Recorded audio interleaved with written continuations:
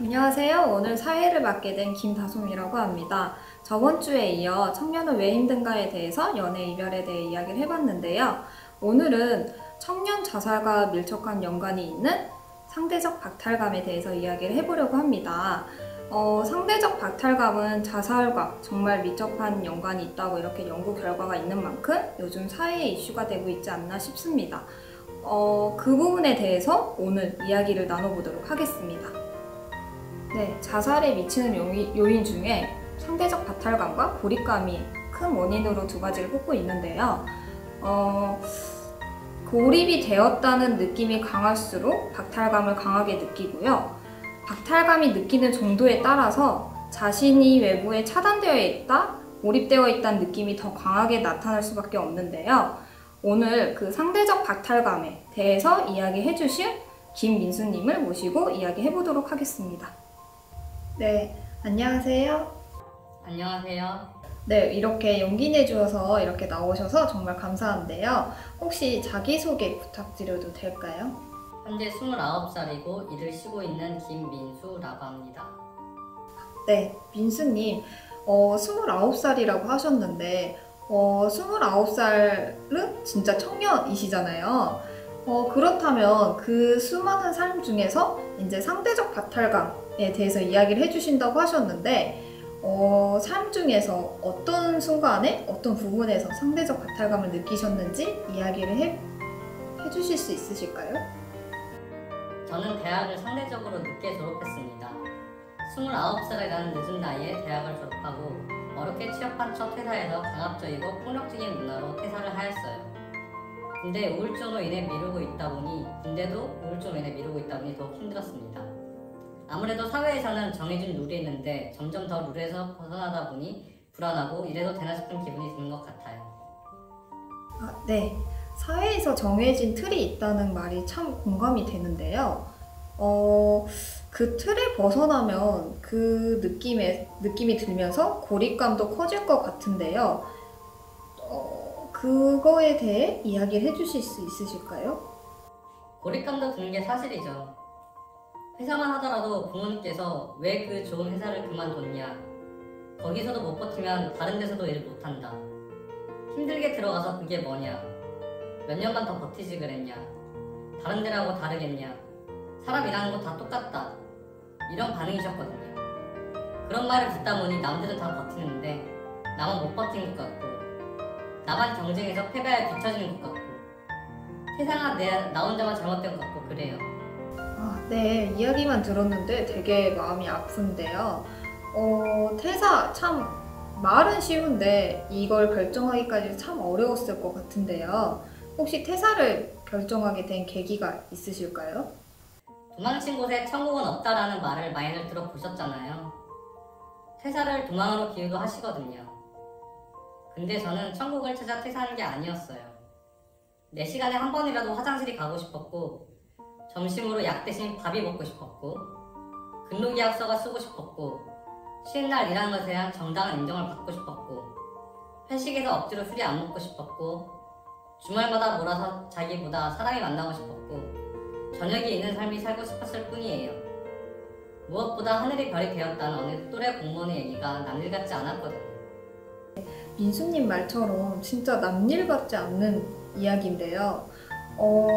늦은 나이에 이제 대학교를 가고 대학교를 졸업해서 정말 누구나 부러워할 만한 직장을 갔지만 거기서 되게 상대적 박탈감을 느끼고 많은 힘듦을 느끼고 이렇게 퇴사를 하게 되었을 텐데 그러면 주위에서는 어떤 반응이었을까요? 주변에서 쉬어서 좋겠네 라는 말을 제일 많이 들었어요. 주변에서는 쉬고 일을 그만두면 하고 싶은 것이 많다고 하였거든요. 근데 저는 마냥 쉬고 싶었어요. 아무것도 하고 싶지가 않았어요. 이미 희망을 포기하는 것이 익숙해짐을 넘어서 편하기까지 할 정도로 도저히 못 버티겠어서 나온 거니까요. 이야기를 들어보니까 주위에서는 민수님의 마음을 잘 모르고 그냥 쉬니까 좋겠다라고 이렇게 말씀을 많이 들은 것 같은데, 그렇다면 일적으로 그렇게 상대적 박탈감을 많이 느끼신 것 같은데 일적 외에도 다른 쪽 부분에서 혹시 상대적 박탈감을 느끼신 적은 있으실까요? 이미 늦었다라는 생각이 가장 큰 것 같아요. 남들보다 대학도 늦게 나오고 군대도 늦게 가고 무엇보다도 경제적인 면이 크죠. 자본주의 사회에서 돈이 주는 의미가 크니까요. 남들보다 늦게 사회생활을 시작하다 보니 또래에 비해 돈이 없는 데서 상대적 박탈감을 크게 느끼는 것 같아요. 민수님뿐만 아니라 모든 청년분들이 정말 다양한 부분에서 상대적 박탈감을 느끼셨을 텐데요. 그럼 민수님은 이 상대적 박탈감 때문에 어떤 부분이 힘드셨을까요? 아무래도 희망을 스스로 포기하게 되는 것이 힘든 것 같아요. 근데 어쩔 수 없죠. 희망을 포기하게 되면 기대조차 사라져 절망을 하지 않을 수 있으니까요. 네, 희망을 포기하게 되면 기대조차 사라져서 절망을 하지 않는다라는 이 말이 참 와닿는데요. 말씀해주신 부분에서 어쩔 수가 없었다라고 이렇게 말씀을 해주셨는데 혹시 그 부분의 의미는 어떤 의미일까요? 소소하고 작은 행복들조차 포기한다면 기대할 것이 없어 슬프지도 좌절할 일도 없잖아요. 행복이나 희망은 무엇인가를 하고 싶다는 우리의 바람과 기대로 이루어지거든요. 따라서 기대하지 않으면 슬플 일도 좌절할 일도 없게 되기 때문에 살아남기 위한 최소한의 방어 기제라고 생각해요. 말 중에 이제 최소한의 방어 기제라는 이 말이 참 와닿는데요. 희망의 포기라는 거는 삶에 영향을 미치겠죠?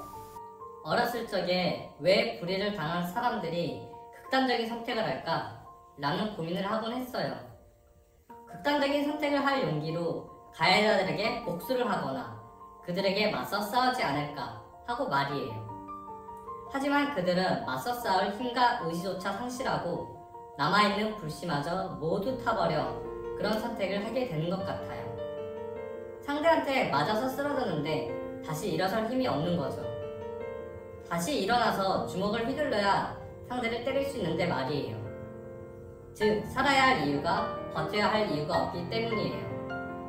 즐거움과 기다림과 같은 희망의 상실은 의지를 결국 잃게 만들고 가해자들에게 맞서 싸워야 할 이유도 없게 만든다고 생각해요. 그렇게 해서 얻을 것도 없으니까요.